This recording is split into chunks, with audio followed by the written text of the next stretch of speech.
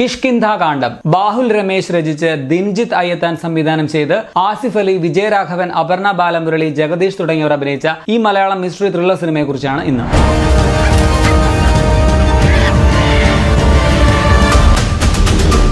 എന്താ ഈ പടത്തെക്കുറിച്ച് പറയുക? ഈ അടുത്ത കാലത്ത് കണ്ടതിൽ ഏറ്റവും ഗംഭീരമായിട്ടുള്ള ത്രില്ലർ, കിടിലൻ സ്ക്രിപ്റ്റ്, അതാണ് കിഷ്കിന്ധ കാണ്ഡം. ഈ സീസണിൽ ഇറങ്ങിയ ഏറ്റവും മികച്ച സിനിമയും ഇത് തന്നെയാണ്.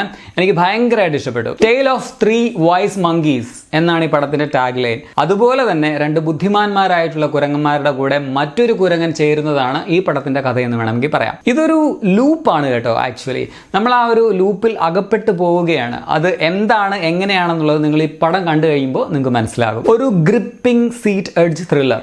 ഈ പടം കണ്ടു കഴിഞ്ഞ് കുറെ നേരം ഞാനിങ്ങനെ ഇരുന്നിടത്തിരുന്നു പോയി. അതങ്ങനെയാണ്. ഇതിന്റെ കഥയും കഥാപാത്രങ്ങളും സിറ്റുവേഷൻസും ഒന്നും അത്ര പെട്ടെന്ന് നമ്മുടെ മനസ്സിൽ നിന്നും പോകില്ല. അതാണ് ഒരു മികച്ച സ്ക്രിപ്റ്റിന്റെ മാജിക്കും. വിജയരാഘവൻ, ആസിഫ് അലി, അപർണ ബാലമുരളി, ജഗദീഷ് ഇവരുടെ എല്ലാം കിടിലൻ പെർഫോമൻസ് ഈ പടത്തിലുണ്ട്. വിജയരാഘവന്റേതാണ് ആദ്യം തന്നെ എടുത്തു പറയാനുള്ളത്. പുള്ളിക്ക് ഈ അടുത്ത കാലത്ത് കിട്ടിയതിൽ ഏറ്റവും മികച്ച കഥാപാത്രം തന്നെയാണ്. തീർച്ചയായിട്ടും ഒരു അവാർഡൊക്കെ കൊടുക്കേണ്ട ഒരു കഥാപാത്രമായിട്ടാണ് എനിക്ക് തോന്നിയത്. ആ കഥാപാത്രത്തെ കുറിച്ച് കൂടുതലായിട്ടൊന്നും ഞാൻ പറഞ്ഞ് സ്പോയിലർ ആക്കുന്നില്ല. നമ്മൾ അപ്പുപിള്ള എന്ന ഒരു അച്ഛൻ കഥാപാത്രത്തിന്റെ പുറകെയും ഒപ്പവും ഒക്കെയാണ് ഈ പടത്തിലെന്ന് പറയാം. അച്ഛന്റെയും ആ വീടിന്റെയും ആ കഥാപശ്ചാത്തലത്തിന്റെയും ഒക്കെ ഇടയിൽ പെട്ടുപോയ, അതിൽ കുഴയുന്ന, അതേസമയം ഒരുപാട് ലെയറുകളുള്ള അജയചന്ദ്രൻ എന്ന കഥാപാത്രം ആസിഫ് അലി അവിസ്മരണീയമാക്കിയിട്ടുണ്ട്. ഇപ്പോൾ 2ാം പകുതിയിലുള്ള പെർഫോമൻസ് ഒക്കെ ഗംഭീരമാണെന്ന് പറയാൻ പറ്റുള്ളൂ. ഈ അച്ഛൻ മകൻ തമ്മിലുള്ള കമ്മ്യൂണിക്കേഷനും കോൺഫ്ലിക്ട്സും ഇതൊക്കെ എത്ര റിയലിസ്റ്റിക് ആയിട്ടാണ് സ്ക്രിപ്റ്റിൽ എഴുതിയിട്ടുള്ളതും അത് സ്ക്രീനിൽ അവതരിപ്പിച്ചിട്ടുള്ളതും.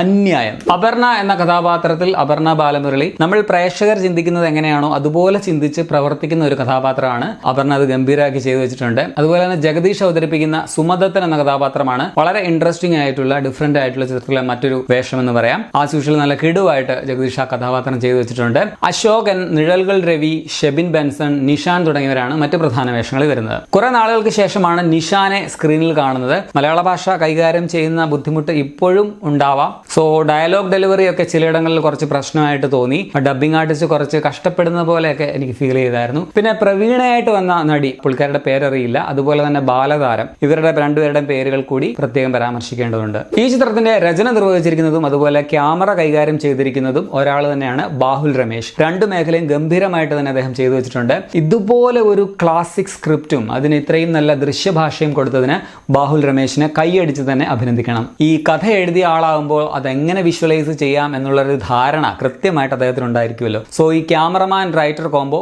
കിടുവായിരുന്നു. അത് പറഞ്ഞപ്പോഴാണ് ഇതിന്റെ ആ ഒരു കഥാപശ്ചാത്തലം, ആ ഒരു ടെറൈൻ, അവരുടെ വീട്, പിന്നെ കുറച്ച് കുരങ്ങുകൾ, ഇവയെല്ലാം ഓരോ കഥാപാത്രങ്ങളായിട്ട് തന്നെ പടത്തിൽ നിലകൊള്ളുന്നുണ്ട്. ഇനി ടെക്നിക്കൽ സൈഡിൽ അതുപോലെ തന്നെ എടുത്തു പറയാനുള്ളതാണ് ഇതിന്റെ പശ്ചാത്തല സംഗീതം. മുജീബ് മജീദ് ഒരുക്കിയ ഇതിന്റെ BGM പടത്തിനെ വല്ലാതെ ഇലവേറ്റ് ചെയ്യുന്നുണ്ട്. ഇപ്പോൾ ക്ലൈമാക്സിലൊക്കെ എത്തുമ്പോഴുള്ള ആ ഒരു BGM ഒന്നും പറയാനില്ല. സൂരജ് ESന്റെ എഡിറ്റിംഗും പ്രത്യേക പരാമർശം അർഹിക്കുന്നുണ്ട്. ഒരുപാട് ലെയറുകളുള്ള, ഒരുപാട് ഇന്റൻസ് ആയിട്ടുള്ള, നമ്മളെ വല്ലാതെ ഹൗണ്ട് ചെയ്യിക്കുന്ന ഒരു ചിത്രമാണിത്. പഴയകാല എണ്ണം പറഞ്ഞ മലയാളം ത്രില്ലറുകളായിട്ടുള്ള യവനിക, ഉത്തരം, ഇരകൾ, ഈ കണ്ണികൂടി, അതുപോലെയുള്ള ചിത്രങ്ങളുടെ ശ്രേണിയിൽ പെടുത്താവുന്ന ഒരു ക്ലാസിക് ത്രില്ലർ ആണ് എന്ന് പറഞ്ഞാൽ പോലും അതിശയോക്തി ഇല്ല എന്ന് ഞാൻ പറയും. സോ കക്ഷി അമ്മിണിപ്പിള്ളയ്ക്ക് ശേഷം മലയാളത്തിൽ എക്കാലത്തും ഓർമ്മിക്കപ്പെടുന്ന, മലയാള സിനിമയെ ഗംഭീരമായിട്ട് അടയാളപ്പെടുത്തുന്ന ഒരു ചിത്രം ഒരുക്കിയതിൽ ദിൻജിത്ത് അയ്യത്താൻ അഭിനന്ദിക്കാനുള്ള വക തന്നെ അദ്ദേഹത്തിനുണ്ട്. ഒപ്പം Bahul Ramesh and full crew members and actors, great work.